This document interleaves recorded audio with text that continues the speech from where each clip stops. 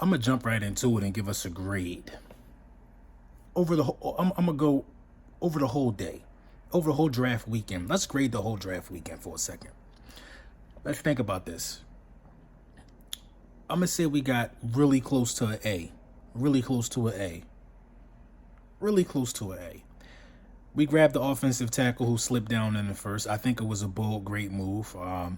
There was a shitload of talent on the board at the time, and we showed that instead of going with the shiny new toy, we wanted to put the emphasis on the priority of protecting Carson Wentz with somebody who we believe was a top 10 talent in the draft, especially at his position. Check. Second round comes around. You get Miles Sanders in the second round. I think Miles Sanders is a really good running back. I think Miles Sanders has shown ability to be able to, not want to shoulder the load. He ran behind Saquon Barkley for a while. When his time came, he showed that he was great as well, but he just was running behind a greater running back. I believe that he could be a really dangerous second fiddle type of running back. A lot of comparisons to Deion Lewis.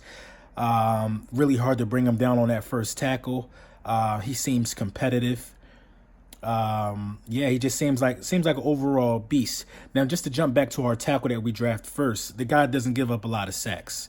The guy played in a predominantly passing offense. The guy knows he's really good at pass protection, and that's something that we need. So I can see this guy as a rotational guy giving Peters a break. If it's a running play or if we're doing good in a running game, I can see Peters in running game in a screen game or something like that. When it comes time to like a third and long, I can see this guy being ruled in, especially if Peters is nicked up.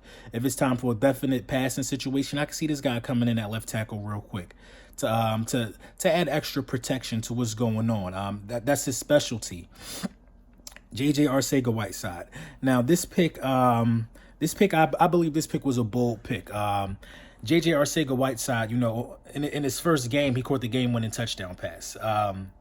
Nobody has caught in college. Nobody has caught more contested passes than J.J. Arcega-Whiteside.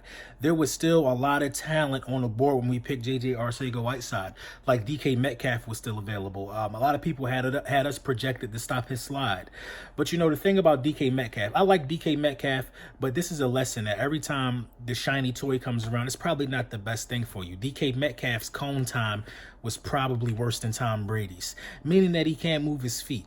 So if you can't move your feet, you're not quick enough to get separation immediately out of the slot. You can't do the little jump cuts that wide receivers do to beat their man and have their man think they're going one way and then go the other way. It just you gotta have quick feet. Now straight inline speed, end zone to end zone speed, that's different than quick feet. That's just being fast. That's being able to pick up speed as you go. He's a terrific athlete, but I think Arcega-Whiteside makes us a red zone threat. You got Alshon Jeffrey, who's a possession receiver. You got Arcega-Whiteside, who's a possession receiver. You got Zach Ertz, who's a possession receiver. And then you got Dallas Goedert, who's a possession receiver. If that's your goal line package, if you're like at 4th and 5, you got a bunch of possession receivers out there. Oh, and wait, you also have your big body running back from Chicago and Jordan Howard that can run the ball in that distance. I believe we made ourselves a threat in the goal line. I believe we made ourselves probably the number one red zone team in the NFL with the big bodies that we got. Then we go back to Penn State and grab Sharif Miller. I like Sharif Miller. I mean, so at this point now you have an offensive tackle, you have a running back, you have a wide receiver, you have a defensive edge rusher. Sharif Miller is a high motor guy. I like Sharif Miller. He might have some things to work on. So anything after Arcega-Whiteside could potentially be a project. So Sharif Miller may have some things to work on. He may get some time.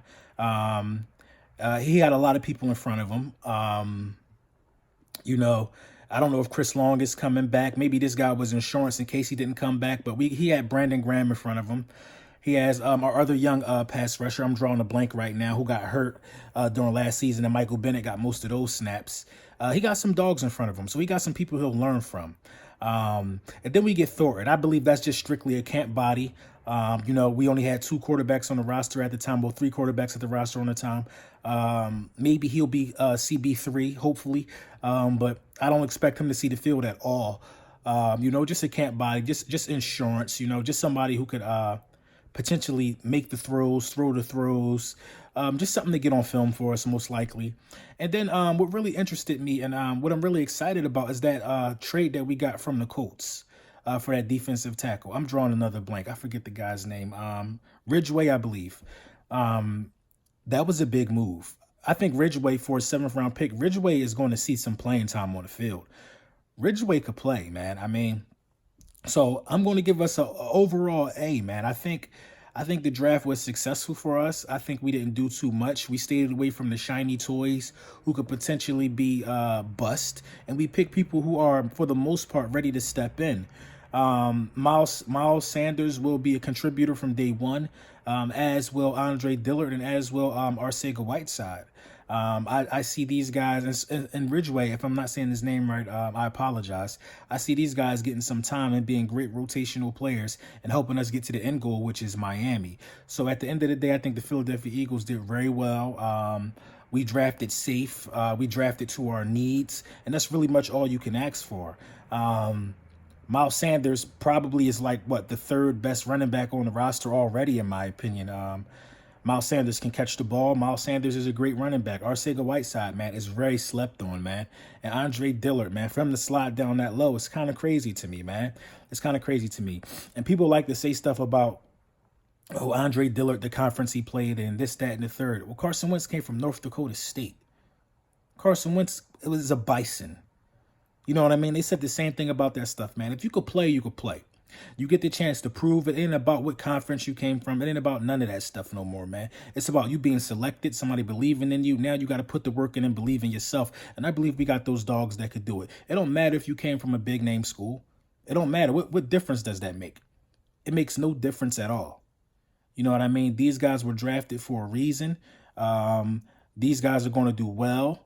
And I'm about to look at a couple of these guys' conferences, and I'm just excited for the season to start. I'm not going to say and predict to you the 53-man roster, but I do know that Dillard, Arcega-Whiteside, and Miles Sanders will make the 53-man roster. And also, I believe Sharif will make I believe everybody will possibly make the 53-man roster with the exception of our quarterback. Who knows? But great pickups by the Philadelphia Eagles, man. It ensured some spots, but you got to be concerned that we didn't even look at cornerback or we didn't look at linebacker. Is that a concern of ours, or do we feel like that we're getting great workouts, I guess, out of the guy we got from Pittsburgh?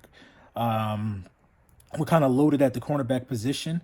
The fact that we didn't go cornerback or the fact that we didn't jump out the window for a receiver shows that we're not willing to trade one of our cornerbacks. I believe we spent a lot of time in developing the talent that we have on the team already, so why trade it away now? Nelson Aguilar, I believe, will make the roster. It's really good to have the problem that we have with so many wide receivers and so many cornerbacks. Now we got to materialize it into wins on the field, and I believe that is coming up next, man. Like I said, man, thank all the new subscribers. Thank everybody for watching. It's been kind of a hectic weekend for me, man, but listen, man, we're going to keep pushing, man. Lil Brunson back at you with the back at you, and I am the best reporting on the Eagles.